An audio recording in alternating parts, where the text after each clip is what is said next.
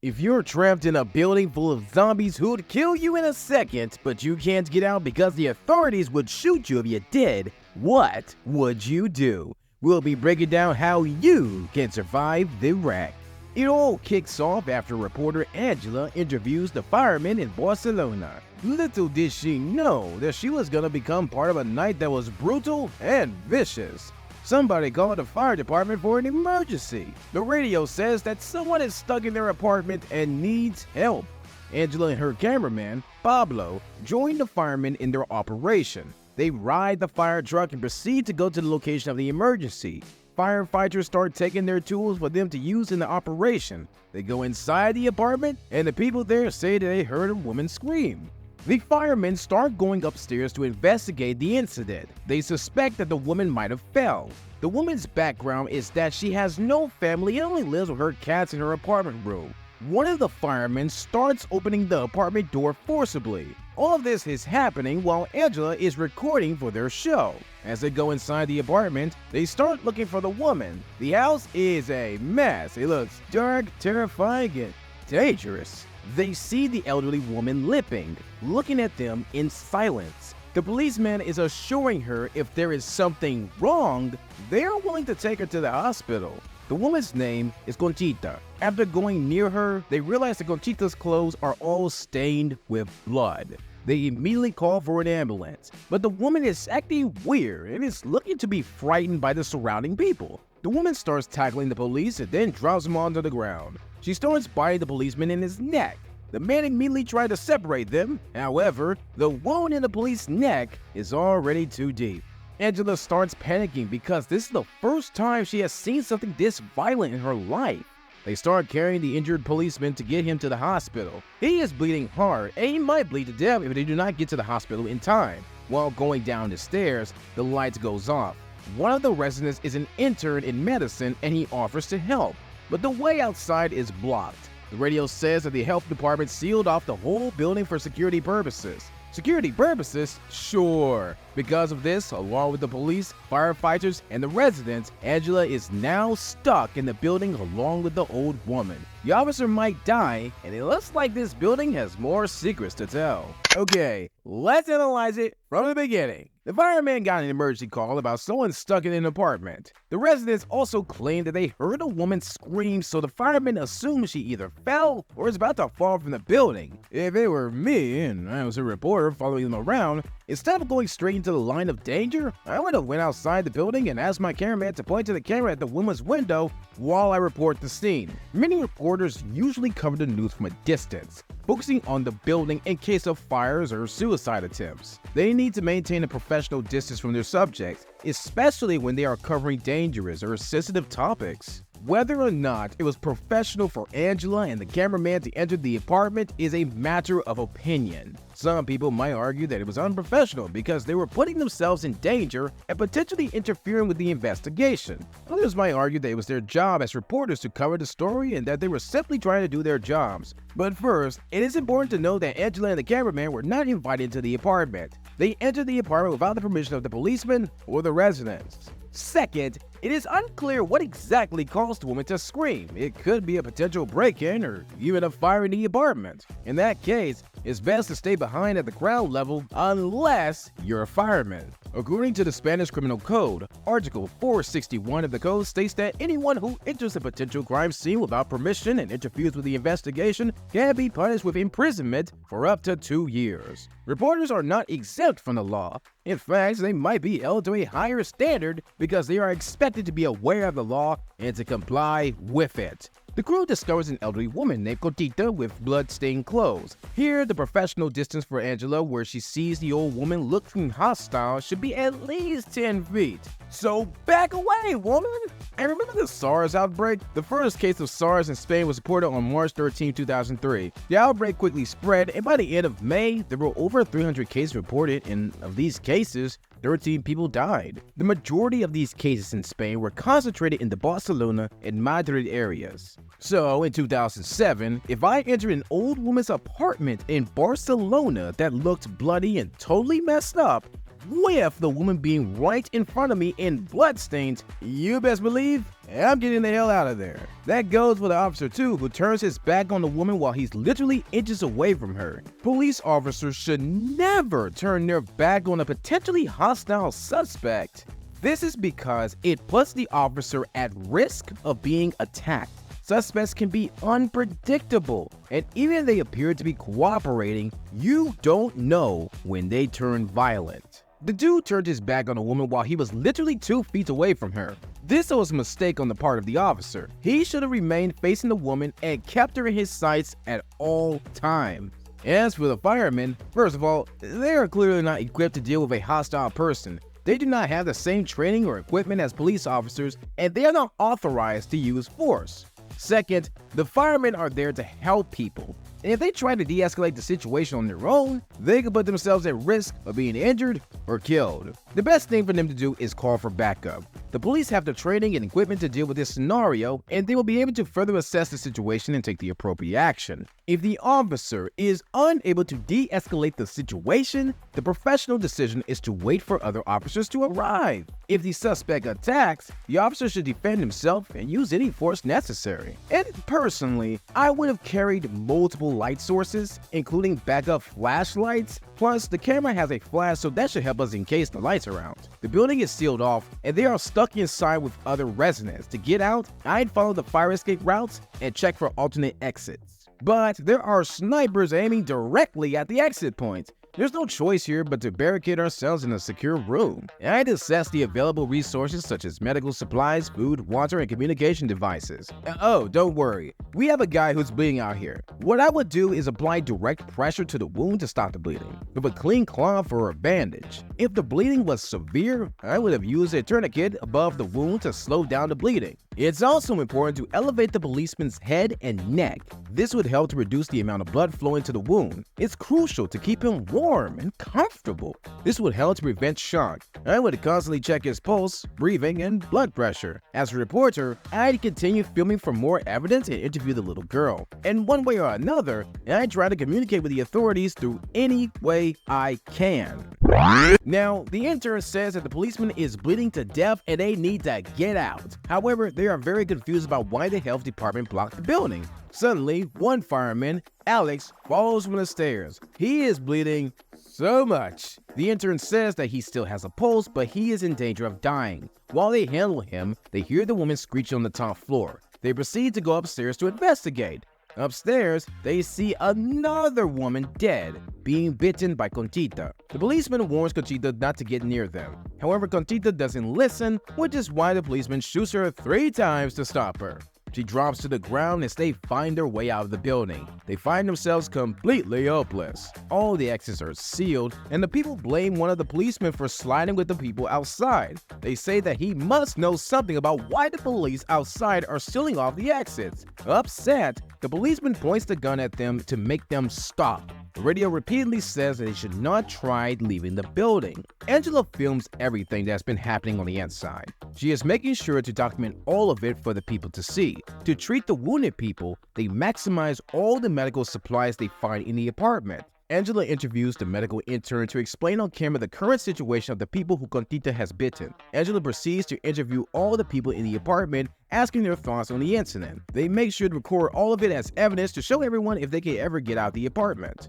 One of the residents blames the Chinese for the incident, saying that they eat raw food and they have been practicing unusual stuff. The policeman in charge retrieves the information from the outside. He says that an unknown disease might have infected the apartment with something. He gathers all the residents of the apartments to say it. They say that the doctor who will come to them will take blood samples to endure it. As expected, a medicine expert comes in to help them identify the problem. They suspect that the sickness is contagious. The 2 people bitten by Conchita might react the same way if they regain their strength. It's what they fear. For now, Angela and Pablo proceed to record every important piece of information. They believe that they should record a health inspector checking on the bitten people, but they lock the room in the laboratory.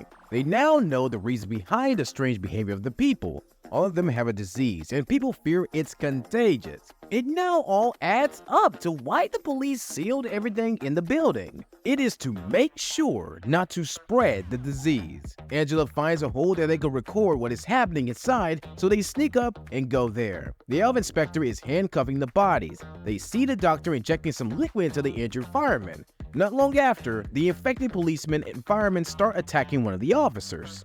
Okay, now things are a bit more intense. The police officer and firemen are both bleeding heavily, and the woman is screaming on the top floor. We need to act quickly and carefully to survive, so let's go over our options here. We can stay put and wait for help. This is the safest option, but is also the most risky. The disease could be contagious and all of us could get infected. We could also try to escape the building, which is a risky option as the exits are blocked. However, it may be our only chance to survive. We have access to the medical supplies in one of the apartments. With the help from the intern, we could probably stop the two men from bleeding to death by stitching them up. Now, if I were panicking, I might try to escape the building through a window, even if it was dangerous. I'd get out and instantly drop to the floor pretending to be dead, and any of the officers in hazmat suits came over to check on me, I'd lay unconscious, leaving my fate in the hands of the authorities. If I was one of the first responders, I'd formulate a plan for investigating the source of the screams. For instance,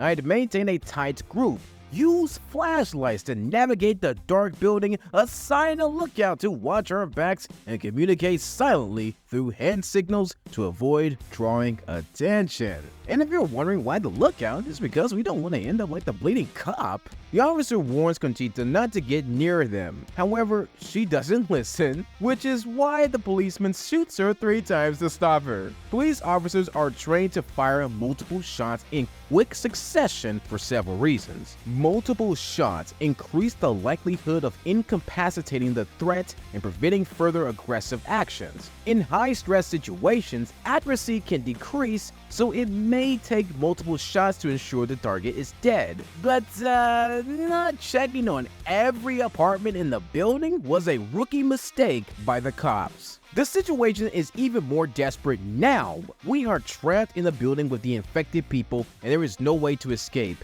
You know what this means? Grouping together is not gonna do us any favors. Now we have access to food and water in the building, but they could also spread contamination. In 1965, 27-year-old Angus Barbieri, a man from Scotland, went 385 days without eating a single food. Well guys, that's the same amount of days it takes to finish the Irishman. Okay, just kidding, De Niro. In our case, we have access to food and water, but we also risk becoming infected if we consume it. In this situation, fasting will be a good option to prevent the spread of the virus. It would also help to conserve our food and water supplies. This is important because we don't know how long we'll be trapped in the building. Of course, we would also need to be aware of the signs of dehydration and low heart rate. Here's our choices. Identify the rooms that will be used for quarantine. The rooms should be well ventilated and have their own bathrooms. If possible, try to assign people to rooms based on their relationships and needs. If things seem a little sketchy, it's every man for himself,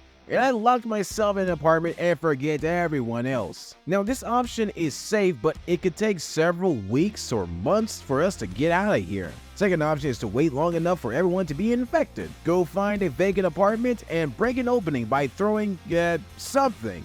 Maybe leave a phone by the window with a recording of your voice or some food and a dead body so the zombies will be attracted to that area. Then run back to your apartment to allow pretty much all the infected to go inside the vacant one, then lock them in until they try and force their way out. If the first one gets shot, the rest are going to try and escape as well. The guards might try and patch it up, but by then it will be too late. Hopefully they will kill them all. This option is very dangerous and there are a number of things that could go wrong, but it's an option nonetheless.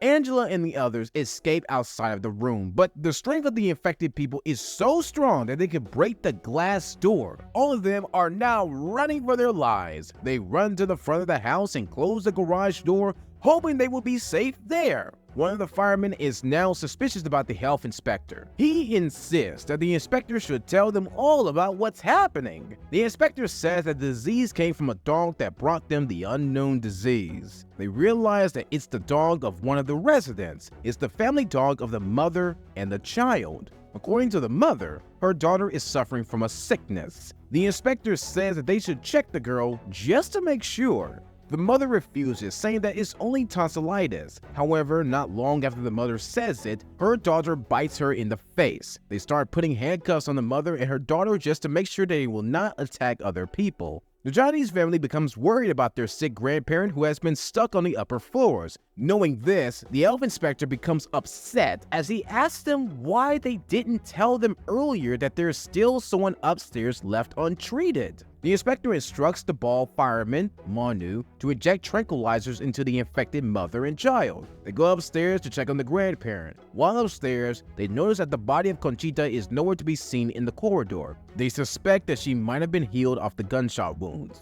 Upstairs, they see the infected child, Jennifer, following them. The officer tries to relax the child so that he can inject her with a tranquilizer. Jennifer starts acting aggressive and tackles the policeman with their joint strength. They try to get a hold of the kid. The officer successfully gets hold of the child, but he's already infected and bitten. He orders Manu to run as he holds the child tightly. While running, Manu comes across Conchita. Fortunately, he's able to stop her using a weapon. Downstairs, the infected people are starting to break through the garage door. Now, both upstairs and downstairs are unsafe for them. All the corners of the apartment do have infected people lingering around. They are all now distressed. They go upstairs to run away from the infected people on the ground floor. They hide in a room and try to put pressure on the door so that the infected people would not be able to come in. However, the health inspector is also inside the room and he is already infected with no hopes. They try to escape through a window, but still, the police outside are not letting them get out. Thinking about a solution, one of the older residents realized that they might have a way out. He says that in the basement, there's a door that they could use to escape. However, he says that the key outside the building is inside the apartment of the medical intern. While exploring, the elderly resident is bitten by the health inspector. Angela and the two run away from the room. Their plan now is to find the key to the basement, but the problem is that they do not remember where the medical intern's room is located. While talking, one of the infected people attacks them. Fortunately, Manu defeats and overpowers it. They go to the mailbox and learn that the room of the intern is on the 3rd floor. It's their only chance of getting out. They rush upstairs to get to that room. Many of the infected people start attacking them while they're on the way up. Suddenly, while fighting for their lives, the lights of the apartment go off, making it harder for them to see their surroundings. They start handling the infected people one by one. They find the room and start breaking through the door using a mallet. Inside the room, they start looking everywhere for the key. They find a set of keys on the table, not knowing which one is the right key. They take them all and hope for the best. While escaping from the infested people, they come inside a strange room. It's shown that this disease is not really new. There are so many newspapers placed on the wall talking about all the information about the disease. Inside the same room, they find a tape recorder. They play it to learn more information about the disease. Pablo goes to the attic to see if there is a way out. However, while looking, an infected kid tackles his camera. In contradiction to what the health inspector said, this disease is not new. The church has studied it for a very long time, but its origin still remains unknown. The light goes off inside the room. Pablo sees that there's an infected person nearby. They plan to keep quiet so that the infected person will not hear them. Okay, at this point, the chance of survival is less than 50%. Escaping the room was a logical choice to avoid being cornered. Seeking shelter in the garage was reasonable, but proved to be unsafe due to the infected strength. The health inspector should have been more transparent from the beginning about the disease's origins. And just like I said, the cops should have checked every apartment. Also, the child's bite should have immediately raised suspicions of infection, leading to quarantine measures. And handcuffing the infected individuals was a prudent safety measure. The group now knows that the disease can be spread through human bites. They also know that the disease can progress quickly as the daughter became infected within a short period of time of being bitten. So, staying together is not a good idea. Mato's decision to confront Conchita was necessary to prevent her from pursuing them.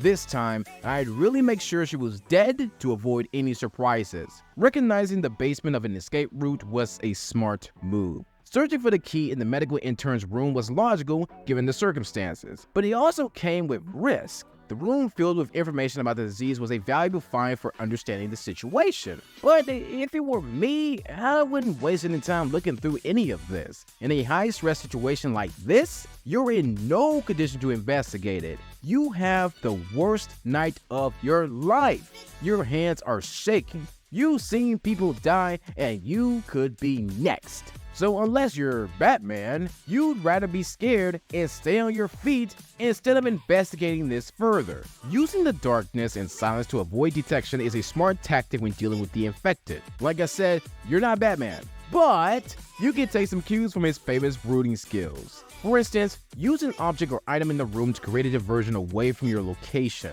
Identify a clear path to exit the room while the infected person is distracted and far away. Move as quickly as possible but without sacrificing safety. Your goal is to put distance between yourself and the infected person in case he's chasing you. At this point, we don't even need the camera, it's just extra weight. Carrying a camera increases your total mass, which requires more energy to accelerate and maintain a certain speed. The greater the mass, the more force is required to move it. This can make running more physically demanding and slower. Holding a camera while running can affect your balance and coordination, making it challenging to maintain a steady stride and avoid obstacles. Throwing the camera at the zombie can create a distraction and potentially slow them down while you escape. This won't stop him, but it will most certainly provide you with a valuable few seconds to gain distance and escape. Besides, if it were me and I somehow managed to escape this hellhole, I'm changing careers. According to a 2007 survey by the Spanish Association of Journalists, the average salary for a reporter in Barcelona was 30,000 euros per year. That was like $40,000. Yeah, you do the math. Yeah, that's not enough to put my life in danger, and I'd rather lose the camera and its footage than lose my own life. As soon as the infected shows their backs to them, they try to escape. However, he sees them and they run for their lives. Pablo has been bitten now. Angela is the only one surviving. It all slowly falls into oblivion, with Angela being pulled aggressively on the floor. But if you were Pablo or Angela, what would you do? Leave your comments down below. Booyah!